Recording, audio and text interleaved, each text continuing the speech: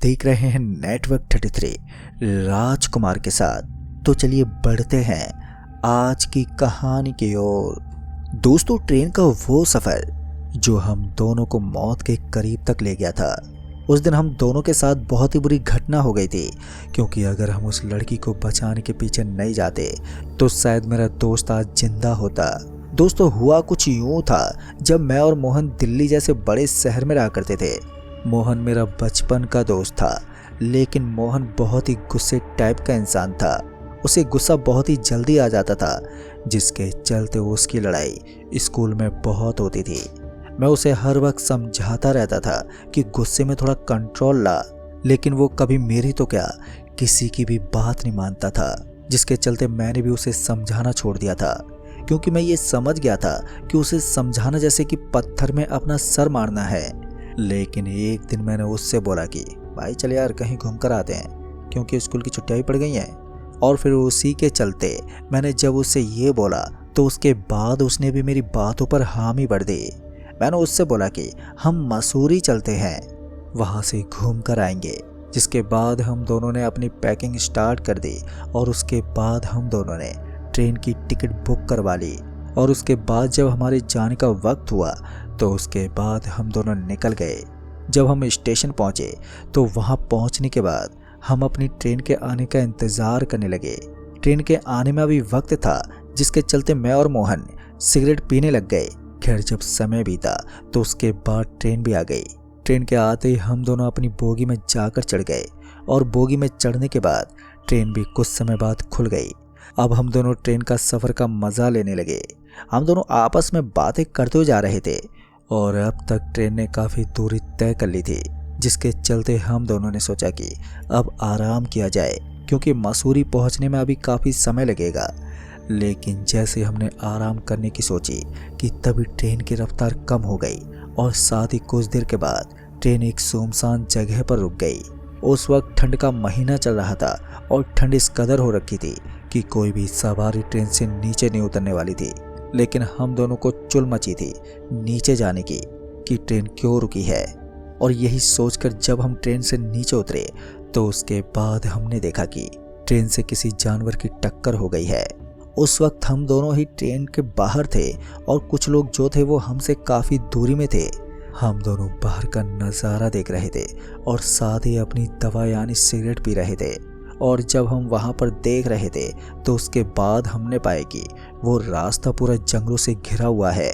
हम दोनों सोच रहे थे कि ट्रेन को भी ऐसी जगह पर रुकना था जहाँ पर जंगली जानवरों का वास हो।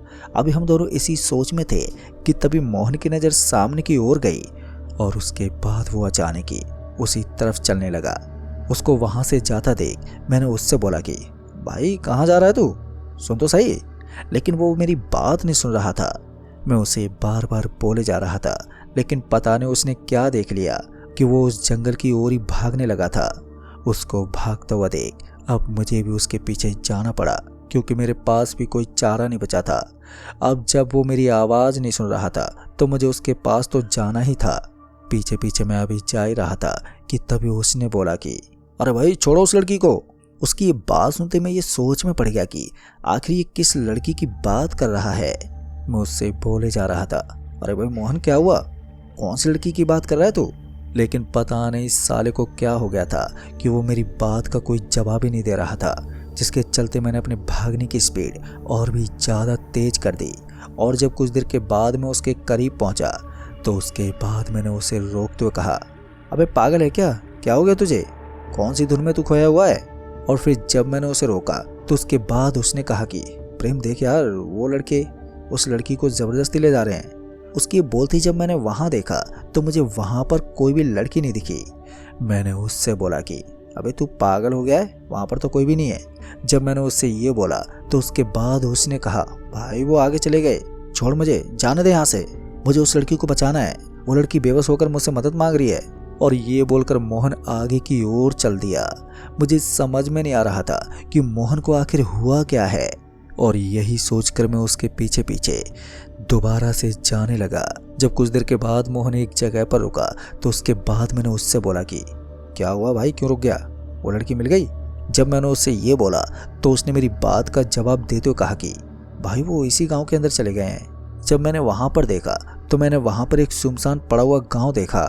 उस गांव को देखते मैं हैरान हो गया, क्योंकि वो गांव देखने में बहुत ही अजीब लग रहा था। जिसके चलते मैंने मोहन से बोला, भाई यहाँ से चलते हैं, छोड़ यार, वैसे भी ट्रेन के जाने का समय हो गया है।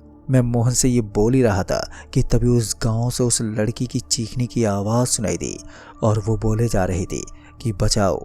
ये आवाज़ सुनते ही हम दोनों के कान खड़े हो गए।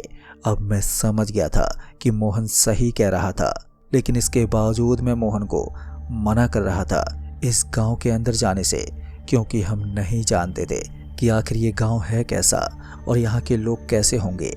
लेकिन मोहन के सर पे पता नहीं क्या सवार था कि उसे उस लड़की को बचाने की पड़ी थी। वो उस गांव की तरफ जाने लगा, जिसके चलते मुझे भी उस गांव में जाना पड़ा। मेरा मन तो नहीं था, पर वो कहते हैं ना कि दोस्त के लिए तो जान भी हाजिर होती है। वही वाला सीन मेरे साथ था। जब हम उस गांव के पास गए तो वहां पर इस कदर खामोशी पसरी थी जैसे कि वहां पर मातम छाया हो।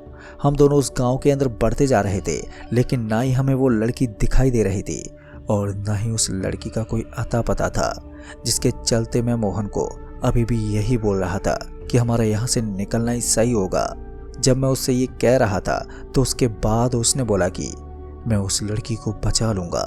उस वक्त मुझे तो कुछ सूझ ही नहीं रहा था कि अब मैं इससे क्या कहूँ, क्योंकि मुझे तो ऐसा लग रहा था जैसे कि इसने ठेका ले रखा हो सबको बचाने का।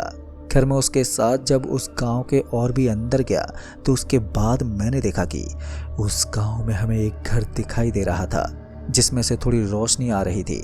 उस घर को देखते ही जब हम उस घर के करीब पहुंचे तो उसके बाद हमने देखा कि उस घर के अंदर से उसी लड़की की आवाज़ आ रही थी।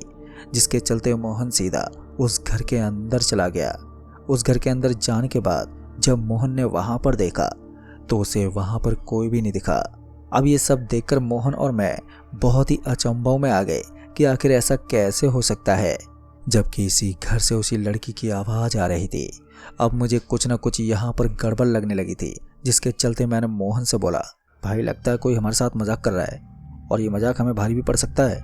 इससे अच्छा हम यहाँ से निकल जाते हैं। और फिर यही सब सोचने के बाद जब हम उस घर से निकलने लगे कि तभी पीछे से किसी आदमी की आवाज़ आई, लड़की को नहीं बचाओगे?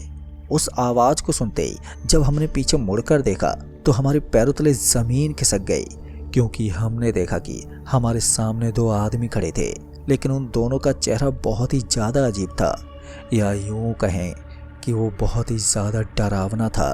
हम दोनों की हालत बहुत ही ज़्यादा पतली होती जा रही थी। मैं तो डर के मारे कांपे जा रहा था कि ये हम कहाँ पर फंस गए हैं।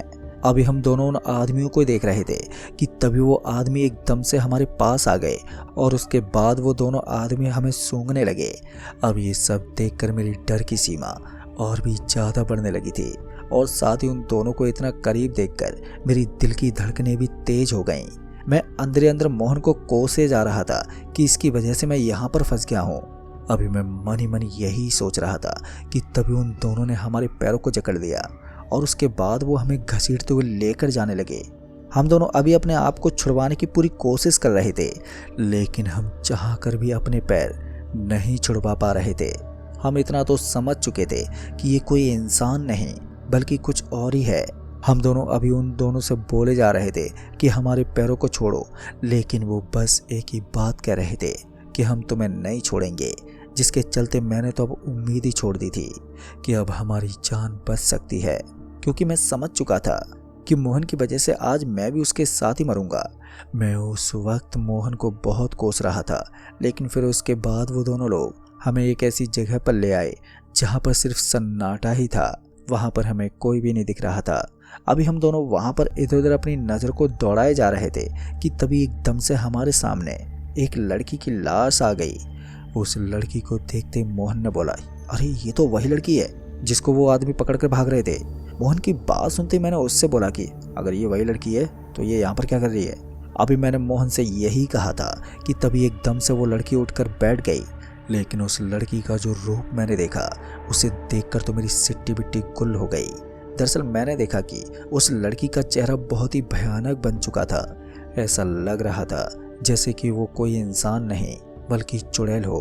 अभी मैं यही सोच रहा था कि तभी उस लड़की ने कहा कि तुमने बहुत बड़ी गलती करी है यहाँ पर आकर, और अब तुम्हें कोई भी नहीं बचा सकता।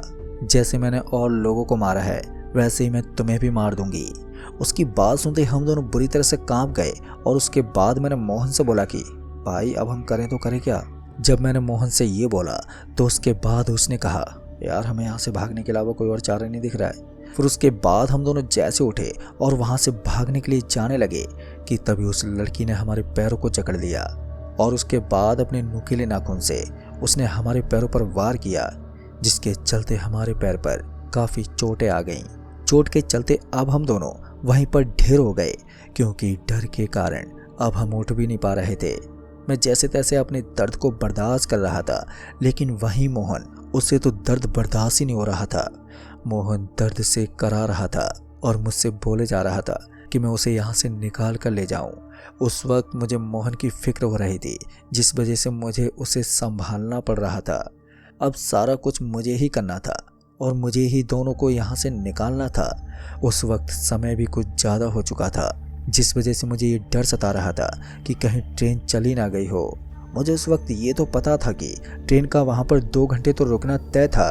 और फिर यही सब बातों को लेकर जब मैं मोहन के साथ उठा तो मैंने देखा कि अब मुझे वहाँ पर कोई भी दिखाई नहीं दे रहा था, जिसके चलते मैंने सोचा कि यहाँ से निकलने का यही सही समय है, क्योंकि अभी कोई भी नहीं है। मैं मोहन के साथ उस जगह से जाने लगा। अभी मैं वहाँ से कुछ कदम आगे बढ़ा ही था कि तभी मैंने देखा कि हमारे सामने वही लड़की खड़ी थी, लेकिन इस बार वो लड़की अकेले नहीं थी, उसके साथ वो 2 आदमी भी थे। उन तीनों को एक साथ देखकर मैं हैरान हो गया कि आखिर इन लोगों ने जानबूझकर हमें यहाँ तो नहीं फंसाया है। उस वक्त मेरे मन में भी यही सब ख्याल उमड़ रहे थे, लेकिन उसके बाद मुझे ये समझ में नहीं आया कि अब मैं करूँ तो करूँ क्या, क्योंकि मैं अब बहुत ही ज़्यादा खौफज़दा हो गया था कि मैं बचूंगा भी कि नहीं, क्योंकि उन लोगों का डर और उनकी बात मुझे ये एहसास दिला रही थी कि आज मेरी मौत पक्की है, जिसके चलते मेरी उम्मीद अंदर ही अंदर मुझे तोड़े जा रही थी। लेकिन मोहन ने उसी वक्त मुझसे बोला कि चल यार यहाँ से निकलते हैं, और उसकी बात सुनते ही मैं उसके साथ जाने लगा। जब मैं वहाँ से आगे की ओर बढ़ा कि तभी उन लोगों ने मुझे वहीं पर रोक लिया। उस वक्त मेरे हाथ और पैर दोनों ही बुरी तरह से जम चुके थे, जिसके चलते मैं आगे की ओर नहीं बढ़ पा रहा था। इससे पहले कि मैं मोहन को अपनी स्थिति के बारे में बता पाता कि उससे पहले उन्होंने मोहन को भी कुछ कर दिया, जिस वजह से मोहन बेहोश हो गया।